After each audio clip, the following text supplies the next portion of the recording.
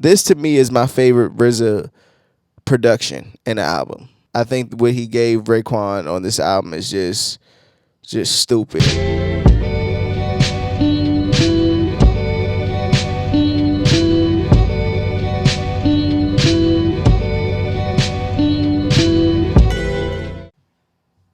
Yo, yo, yo, yo, yo. What's up, everyone? This is Tatum. I'm back with another episode of Flowers. For those that's new to my channel, this is my segment where I like to give albums that I enjoy or classic albums I would consider their flowers. So, today, I'm going to be reviewing Raekwon's Only Built for Cuban Linx. I wanted to talk about this album. For one, it's just passing its 26-year anniversary, which is freaking insane. But what this album meant and means to hip hop is just I don't know. It's just what it means to hip hop is just I can't even find the words to describe it. You know what I mean? This album was the beginning of that '90s mafioso. You know how the rappers always took to the Italian mobsters persona. This was the beginning of that. With Raekwon and Ghostface, two things. For Raekwon and Ghostface to go back and forth the way they did on this record and have some of the greatest like punchlines and flows that I ever heard to this day. Like even still, it's hard to even like how did they even do that? And then I was thinking, is this the first album that two rappers came together and made an album, but one of the rappers was co-starring pretty much in the movie? Like I know back in the days when there used to be the DJ and the rapper, but is this the first album where it was the main rapper Raekwon, but his co-starring Ghostface? Like, has that ever happened? If you know what I mean, let me know in the comments, because I can't think of one before this. Came out in 1995. RZA did all the production, mixing, engineering, everything on this album. And to me, this to me is my favorite RZA production in the album. I think what he gave Raekwon on this album is just stupid. So I'm not going to take up too much of your time. I'm going to go through some of the things I love about it, some things I didn't like so much, and just praise this classic. So let's get into it. Let's take a break for a second. Before we get started, make sure you hit that subscribe button and get ready to leave your comments. The road to 1,000 continues, 1,000 subscribers, that is. My goal is to make that 1,000 before in my first year. We're on a good pace. So, and if you like what you hear, tell a friend and tell a friend. Now, let's get back to the show. The album was 18 tracks, a couple skits on it. It opens with a skit, which is, you got to look at this album as like, it's so great and ahead of its time because it's a movie. RZA, director with movies, he directed the shit out of this movie from just not just from a production standpoint, but the opening and have them too like, man, I'm ready to get out of their life or whatever, like on some kind of lethal way type shit. And it's funny that they were getting out and it was only for like $200,000. But go through the story, the shit they're going through, hitting the last lick, and the way it ends with I look at it as Heaven and Hell as the last closeout song of the movie, and then we get the after credits. And I tell you this, I didn't become a big fan of North Star till recently. Like that beat is just haunting. I can't describe it. Like even to have the talking at the beginning, then he comes in rapping halfway through. It just fits the album so perfectly. The way that Raekwon just starts a track, it just sounds like he just throws a bunch of nouns at you. Just like it's no one that I ever heard sound like. I heard somebody sound like Ghostface, but I never heard anybody really sound like those two. And to go off and have You God on there, and then I didn't even know that You God went to jail not too far after this, and that's how, or around this time, and that's how Capadonna came into the group, which is crazy. Lay on the crime scene, sipping fine wine, pulling knives on UFOs, taking they fly clothes, they eyes closed. Like, what? Like, what? They were giving you great messages, like those 5% of messages, like what's today's mathematics, knowledge. I thought that was dope, that WU-TANG always had that theme, that in the karate film theme always weaved in and out of their work. And I love that, like, because it at the same time as someone could look at WU-TANG or Raekwon and take this album as like, he's just talking about bad shit, right? Like crime, selling drugs, things of that nature.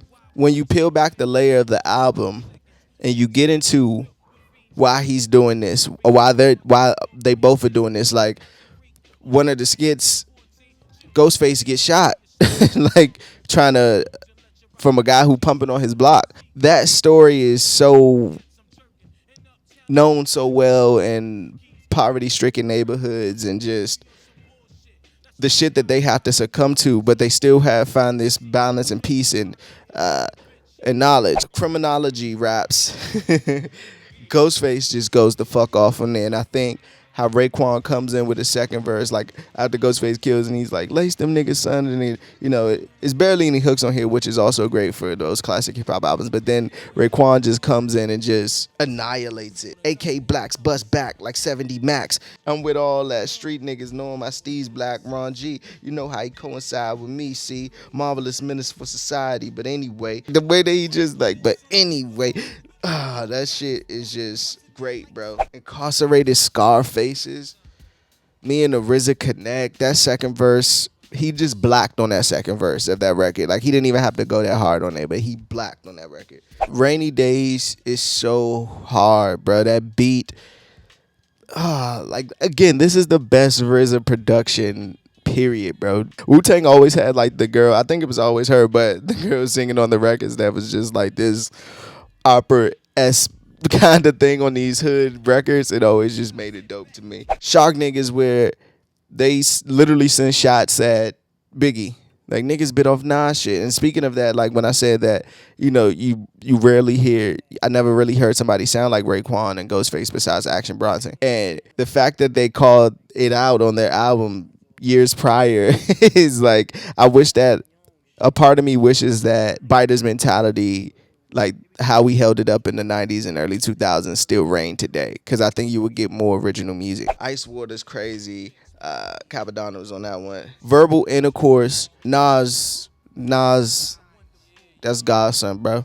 Like that guy is just, to be like one of the first, if not the first person to, outside of Wu-Tang, be on a Wu-Tang album and first verse murder the shit. Like, Nas was just, not even was, Nas is Nas is like Nas is the God MC, bro. Like, Godson MC is just, yeah. Through the lights, camera, actions, glamour, glitter, and gold, unfold the scroll, to plant the seeds, to stampede the globe.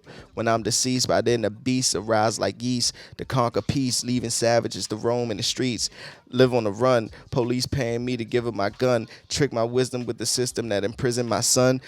What? Spot rushers. I never really was a big fan of spot rushers. Ice Cream, fucking crazy. Wu Gambinos, where it's just they were so dope as a crew that everybody had another alias. And I read somewhere that RZA's thought of mine about the album is that they wanted to talk about the bad shit, but really expose it and really show how bad it could be, because it's a place that you don't want to be. Like, it's a dangerous place. That's why I think the perfect song to end it with is Heaven and Hell. What do you believe in, heaven or hell? We don't believe in heaven because we living in hell. That is the mentality of a lot of people in those poverty-stricken environments, bro. Let me get into my best songs. Incarcerated Scar Faces, Ice Cream, Heaven and Hell, Verbal Intercourse. It's so many. Rainy Days. Worst song, Spot Rushers. Best line, that second verse on Incarcerated Scar Faces is just crazy. That's my best line, that verse. My favorite, you got guns, we got guns too.